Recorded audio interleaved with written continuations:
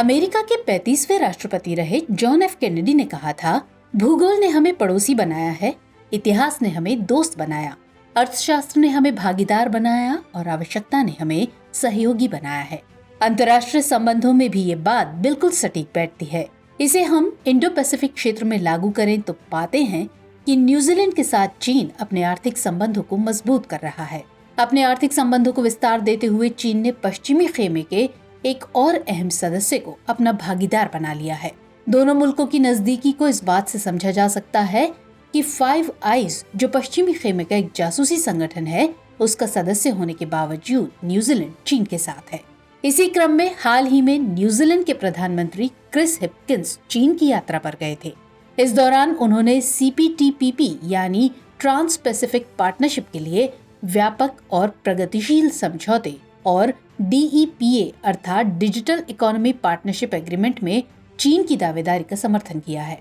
ऐसे समय में जब न्यूजीलैंड का पड़ोसी ऑस्ट्रेलिया चीन के हिंद प्रशांत इलाके पर बढ़ते प्रभाव के विरुद्ध मोर्चा बनाने में लगा है, तब न्यूजीलैंड का चीन को यह समर्थन बहुत ही महत्वपूर्ण हो जाता है। और ऐसे में ये जानना जरूरी हो जाता है कि ये समझौता आखिर है क्या? क्या न्यूजीलैंड के समर्थन से चीन इन समूहों का हिस्सा बन सकता है? और तीसरा अहम सवाल कि इसका इंडो पैसिफिक पर क्या असर पड़ेगा। तो चलिए एक एक करके सबको समझते हैं। असल में CPTPP Australia, Brunei, Canada, Chile, Japan, Malaysia, Mexico, Peru, New Zealand, Singapore और वियतनाम के बीच एक मुक्त व्यापार समझौता है, जिसकी शुरुआत 8 मार्च 2018 को सेंटियागो, चिली में की गई थी।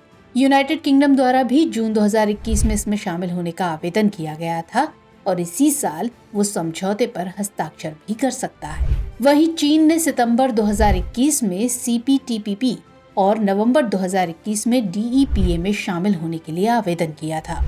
CPTPP सदस्यता के लिए सभी सदस्य देशों से अनुमोदन की आवश्यकता होती है और ऐसे में न्यूजीलैंड द्वारा चीन के समर्थन के बावजूद हो सकता है कि चीन इसमें शामिल न हो पाए, क्योंकि ऑस्ट्रेलिया, जापान और कनाडा जैसे देश चीन के लिए रुकावटें पैदा कर सकते हैं। और जैसा कि ऑस्ट्रेलिया ने साफ भी कर दिया है, मई में जब ऑस्ट्रेलियाई व्यापार मंत्री डॉन फेरेल बीजिंग यात्रा पर गए, तब भी CPTPP में शामिल होने के लिए ऑस्ट्रेलिया ने अपना समर्थन नहीं दिया।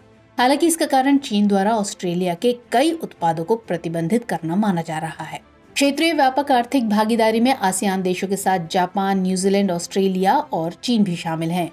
ऐसे में इसकी संभावना से इनकार नहीं किया जा सकता कि रणनीतिक मोर्चे पर विवाद के बावजूद आर्थिक मोर्चे पर ये देश साथ आ सकते हैं। वहीं DEPA डिजिटल या ई-कॉमर्स क्षेत्रों में मुक्त व्यापार का समर्थन करता है। इसमें चिली, न्यूजीलैंड और सिंगापुर शामिल हैं। इसमें शामिल होकर चीन डिजिटल अर्थव्यवस्था में अपनी पकड़ मजबूत करना चाहता है। हालांकि प्रवेश के लिए एक संभावित समस्या चीन की डेटा और साइबर सुरक्षा व्यवस्था है। चीन की व्यवस्था अपने घरेलू इंटरनेट को बाहरी प्रभावों से बचाती है, लेकिन न्यूजीलैंड के समर्थन के बाद इस ब्लॉक में शामिल होना चीन के लिए आसान नजर आ रहा है। आपको बता दें कि चीन न्यूजीलैंड का सबसे बड़ा व्यापारिक भागीदार है। दोनों देशों के बीच 2014 में व्यापक रणनीतिक साझेदारी की शुरुआत हुई थी। अगले साल इस संबंध के 10 साल पूरे होने जा रहे हैं और इसके साथ ही दोनों देशों के बीच राजनयिक संबंधों की स्थापना के भी 50 वर्ष पूरे हो गए हैं। तो देखा जाए तो पश्चिमी खेमे का समर्थक होने के बावजूद न्यूजीलैंड चीन का बड़ा सहयोगी है। हालांकि ये रास्ता आसान नहीं है। गहरे आर्थिक रिश्तों के बावजूद उनके बीच कई राजनीतिक मुद्दों ने दूरियां भी पैदा की हैं। वैसे तो न्यूजीलैंड ने बार बार वन चाइना पॉलिसी को समर्थन दिया है, लेकिन हांगकांग और ताइवान जैसे कई मुद्दों पर वो पश्चिमी देशों के खेमे में जा बैठता है। वहीं व्यक्तिगत मानवाधिकारों और विदेश नीति के मुद्दों पर भी न्यूजीलैंड चीन के खिलाफ कई बयान जारी कर चुका है। दूसरी तरफ ऑस्ट्रेलिया के संबंध चीन से सामान्य नहीं है, जबकि ऑस्ट्रेलिया न्यूजीलैंड का दूसरा सबसे बड़ा व्यापारिक भागीदार ही नहीं बल्कि सबसे करीबी पड़ोसी भी है। दरअसल ऑस्ट्रेलिया ऑकस और क्वाड जैसे संगठनों का भी हिस्सा है, जिसे चीन का विरोधी माना जाता है। वहीं इंडो पैसिफिक इकोनॉमिक फ्रेमवर्क और 5i जैसे संगठन के न्यूजीलैंड और ऑस्ट्रेलिया दोनों ही सदस्य हैं। ये दोनों ही पश्चिमी खेमे के महत्वपूर्ण संगठन माने जाते हैं। दरअसल 5i सिग्नल इंटेलिजेंस में संयुक्त सहयोग के लिए एक संधि है। इसमें Australia, Canada, New Zealand, United kingdom और अमेरिका शामिल हैं। इन देशों में से किसी का भी चीन के पाले में जा बैठना पश्चिमी खेमे के असफल प्रयासों का ही परिणाम हो सकता है। ऐसे में न्यूजीलैंड की चीन से बढ़ती आर्थिक नजदीकियां पश्चिमी खेमे के लिए नया सिरदर्द बन सकती हैं। इससे साफ जाहिर होता है कि आर्थिक मोर्चे पर चीन की सत्ता को तोड़ने में अमेरिका नाकामयाब होता जा रहा है। वहीं बदलते वर्ल्ड ऑर्डर में अपने सभी सहयोगियों को एक साथ जोड़ने में भी अमेरिका असफल रहा है। अब अगर भारत की बात करें तो भारत के लिए भी ये अच्छा संकेत नहीं है, क्योंकि न्यूजीलैंड भारत का भी एक करीबी सहयोगी है और दोनों देशों के बीच मुक्त व्यापार समझौता इस संबंध की प्रगाढ़ता का ही सूचक है। वहीं मुक्त इंडो पैसिफिक भारत की आवश्यकता है और अगर उसके सहयोगी चीन के पाले में चले जाएंगे तो भारत की आवाज कमजोर हो सकती है। तो कुल मिलाकर ये कि पश्चिमी खेमे और भारत दोनों को न्यूजीलैंड से अपने रिश्ते और मजबूत करने पर जोर देना होगा। अब बारी है इस कार्यक्रम के रविवारी विशेषांक यानी दुनिया मेरे आगे की, जिसमें हम बात करेंगे दूसरी अहम अंतर्राष्ट्रीय खबरों की। हाल ही में अमेरिकी राष्ट्रपति जो बाइडेन ने स्वीडन को नाटो की सदस्यता देने का जोरदार समर्थन किया है। बाइडेन प्रशासन का कहना है कि स्वीडन एक मजबूत और सक्षम रक्षा भागीदार है जो गठबंधन को मजबूत करेगा और यूरोपीय सुरक्षा में योगदान देगा। गौरतलब है कि स्वीडन और पड़ोसी फिनलैंड ने पिछले साल यूक्रेन पर रूस के आक्रमण के बाद नाटो सदस्यता की मांग शुरू कर दी थी। बीते दिनों अप्रैल में फिनलैंड को नाटो की सदस्यता प्रदान की गई, लेकिन नाटो के नियमों के कारण स्वीडन के लिए नाटो की सदस्यता ग्रहण करना मुश्किल हो रहा है। दरअसल नाटो के नियम के अनुसार किसी देश को गठबंधन में शामिल करने के लिए उसके सभी सदस्यों की सहमति आवश्यक होती है और तुर्की स्वीडन को गठबंधन में शामिल करने के पक्ष में नहीं है। दरअसल तुर्की ने स्वीडन पर कुर्दिस्तान वर्कर्स पार्टी संक्षिप्त में PKK के सदस्यों को शरण देने का आरोप लगाया है। तुर्की इसे आतंकवादी समूह मानता है। इसके अलावा स्वीडन में दक्षिण पंथियों द्वारा किए जा रहे आंदोलन में कुरान की प्रति जलाई गई थी, जिस पर स्वीडन की सरकार ने कोई कार्रवाई नहीं की। इस वजह से भी तुर्की स्वीडन का विरोध कर रहा है। हाल ही में चीन ने यूरोपीय संघ के उच्च राजनयिक की चीन यात्रा को रद्द कर दिया। आपको बता दें कि यूरोपीय संघ के विदेशी मामले और सुरक्षा नीति के उच्च प्रतिनिधि जोसेफ बोरेल चीनी विदेश मंत्री किन गैंग और अन्य अधिकारियों से वार्ता करने के लिए 10 जुलाई को चीन जाने वाले थे।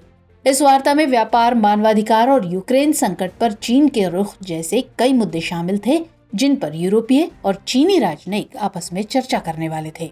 हालांकि चीन ने अभी तक इसका कारण स्पष्ट नहीं किया है, लेकिन पिछले सप्ताह यूरोपीय संसद के सदस्य देशों के बीच हुए शिखर सम्मेलन को इसका कारण माना जा रहा है। दरअसल कुछ दिनों पहले यूरोपीय संघ के देशों के बीच एक शिखर सम्मेलन आयोजित हुआ था, जिसमें सभी देशों के बीच सहमति बनी थी कि आयात के लिए चीन पर निर्भरता कम की जाए और अन्य देशों को विकल्प बनाया जाए। हालांकि संघ ने पूरी तरह से चीन से आयात बंद करने का निर्णय नहीं लिया है। इसके अलावा यूरोपीय संघ चीन के रूस के प्रति रवैये से भी असंतुष्ट है। खासकर बोरेल यूक्रेन पर रूसी आक्रमण के प्रति चीन के दृष्टिकोण की आलोचना करते रहे हैं। वहीं चीन का कहना है कि वो संघर्ष में तटस्थ है, लेकिन उसने रूस के साथ लगातार राजकीय दौरे और संयुक्त सैन्य अभ्यास आयोजित किए हैं, जिसे पश्चिमी देश समर्थन के तौर पर पेश कर रहे हैं। हाल ही में SCO यानी शंघाई सहयोग संगठन का 23वां शिखर सम्मेलन भारत की अध्यक्षता में आयोजित किया गया। प्रधानमंत्री नरेंद्र मोदी ने इस कार्यक्रम की अध्यक्षता की। गौरतलब है कि ये कार्यक्रम वर्चुअल रूप से आयोजित किया गया। इस शिखर सम्मेलन की थीम थी सिक्योर SCO। इस शिखर सम्मेलन में बेलारूस और मंगोलिया को पर्यवेक्षक के रूप में आमंत्रित किया गया था। गौरतलब है कि SCO की परंपरा के अनुसार तुर्कमेनिस्तान को अतिथि अध्यक्ष के रूप में आमंत्रित किया गया। इस शिखर सम्मेलन में संगठन के स्थायी सदस्य के रूप में ईरान का स्वागत किया गया। इस शिखर सम्मेलन में आपसी सुरक्षा और आर्थिक सहयोग बढ़ाने, आतंकवाद और मादक पदार्थों की तस्करी से लड़ने और जलवायु परिवर्तन जैसे मुद्दों से निपटने पर चर्चा की गई। आपको बता दें कि SCO की स्थापना रूस, चीन, किर्गिज गणराज्य, कजाकिस्तान, ताजिकिस्तान और उज्बेकिस्तान के राष्ट्रपतियों द्वारा 2001 में शंघाई में एक शिखर सम्मेलन में की गई थी। भारत और पाकिस्तान वर्ष 2017 में इस संगठन के सदस्य बने। रूस यूक्रेन युद्ध के बाद से ही अमेरिका और यूरोपीय देश रूस का विरोध कर रहे हैं। इसलिए रूस के लिए ये शिखर सम्मेलन पहले से कहीं ज्यादा महत्वपूर्ण था, जो ये बार बार जाहिर करता रहा है कि पश्चिमी जगत उसे अलग थलग करने में विफल रहा। तो चर्चा को विराम देते हुए नोट कर लेते हैं आज का सवाल। न्यूजीलैंड और चीन की बढ़ती नजदीकियां भारत और पश्चिमी देशों के लिए अच्छे संकेत नहीं है। टिप्पणी करें।